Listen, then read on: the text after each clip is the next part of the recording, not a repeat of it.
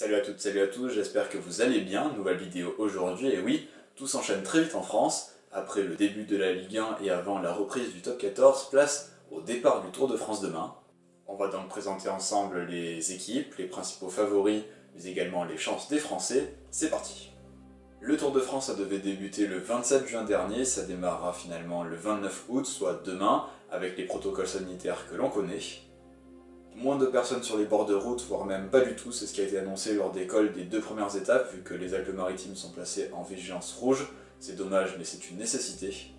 Il y aura également un règlement très strict si cas positif il y a. L'UCI, l'Union Cycliste Internationale, a indiqué qu'à partir de 2 cas positifs, l'équipe serait contrainte de quitter le Tour. La formation belge Lotto Soudal a eu cette chance que ce soit 2 membres du staff et non pas 2 coureurs.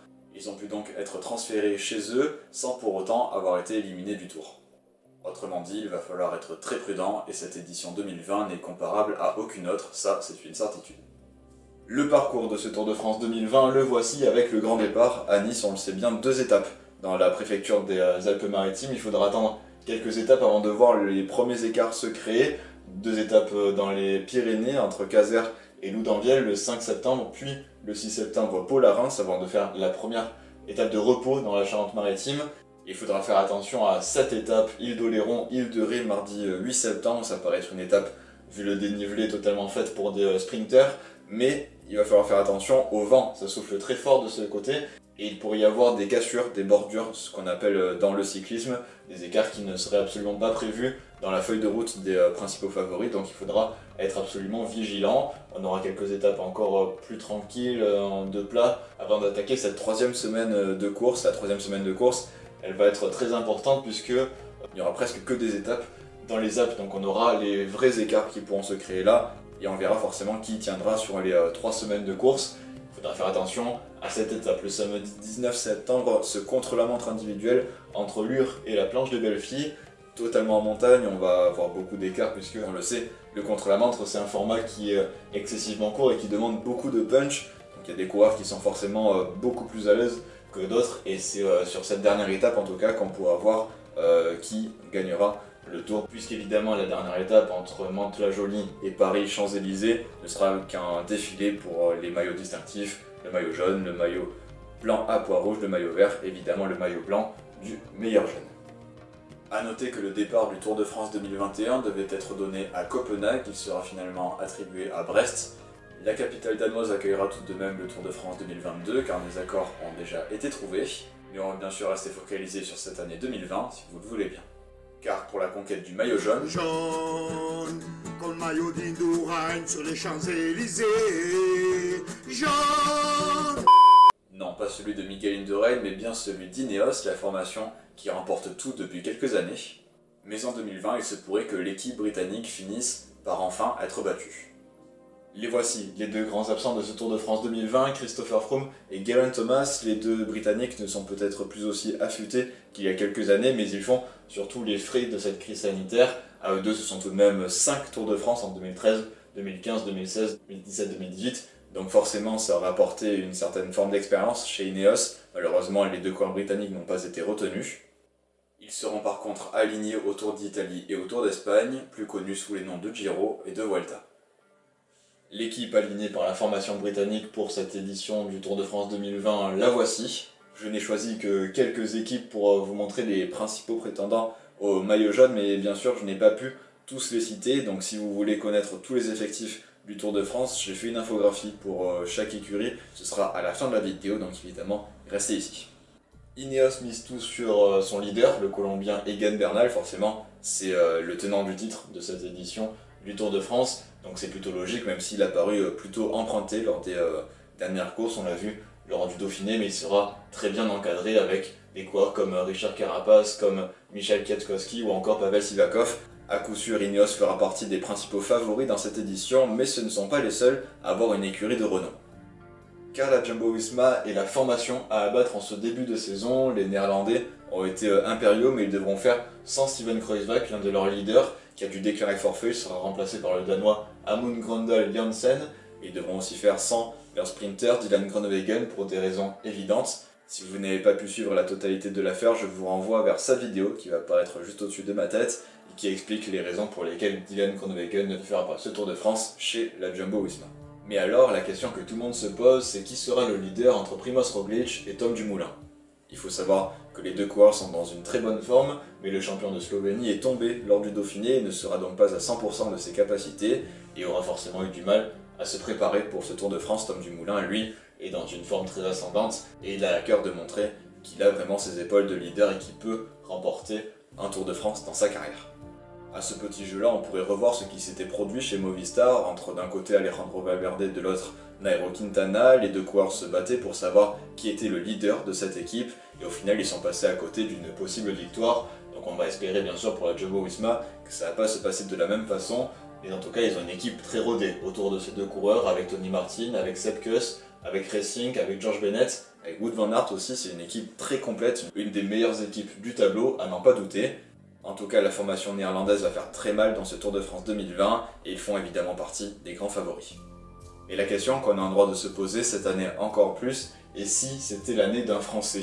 On le verra tout à l'heure, je vous parlerai un peu des chances françaises, mais en tout cas, il y en a un qui se dégage bien du lot, et bien c'est Thibaut Pinot forcément. Le Français avait peut-être apporté de main la victoire finale, mais malheureusement, il avait dû abandonner.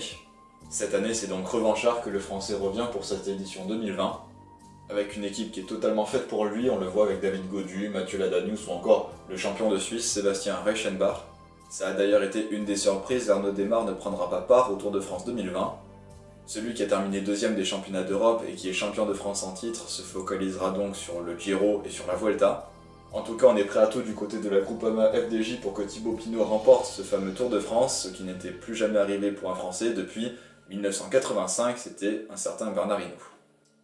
L'absence d'Arnaud Démare profite en tout cas à cet homme, Peter Sagan.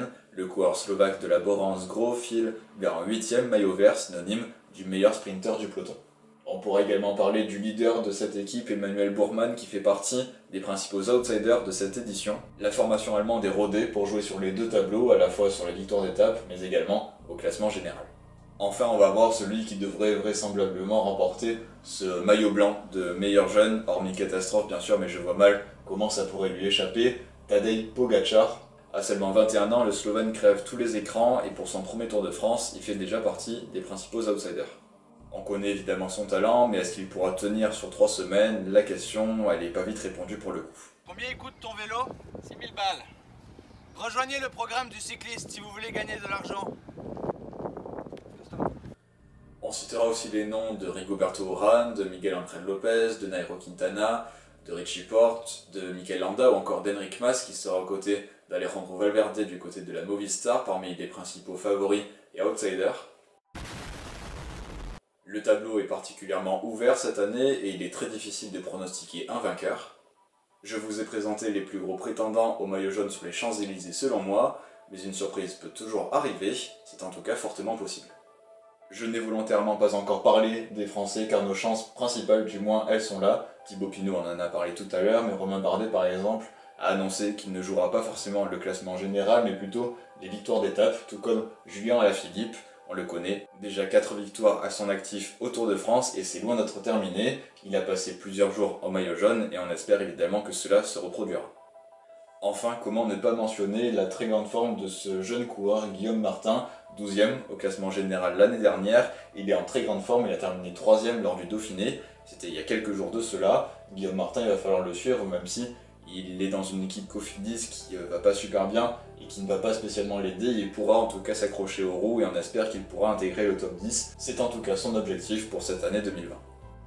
Pour les victoires d'étape, on pourra également citer Bryan Coquard, le coureur français a une très belle carte à jouer vu l'homogénéité des sprinters cette année, et ce pourrait être dès la première étape.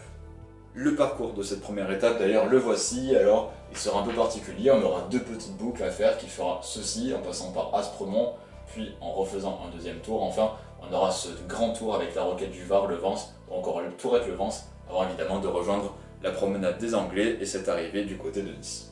Si on regarde le profil de cette première étape, au programme demain 156 km, c'est une course plutôt courte, avec seulement 2 côtes de 3ème catégorie. Ce sera une course très tendue puisque forcément elle est assez courte.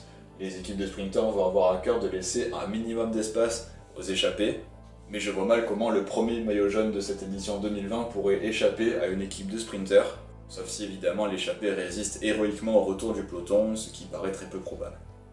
Pour tout ce qui est programmation, en tout cas à l'échelle française, tout se déroule sur France Télévisions et Eurosport. Yeah!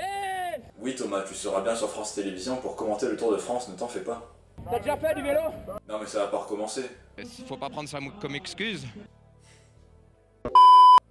Bref, la programmation la voici, l'épreuve démarre à 14h15 et pourrait se terminer aux alentours de 17h30 d'après ce que l'on peut imaginer. Ça démarrera sur France Télévisions, sur France 3 dès 12h55, le début de l'épreuve en exclusivité, puis sur France 2 à partir de 15h, sur Eurosport, la chaîne payante, ce sera à partir de 13h45 et puis il y aura évidemment un plateau à la fin, que ce soit sur France 2 ou sur Eurosport.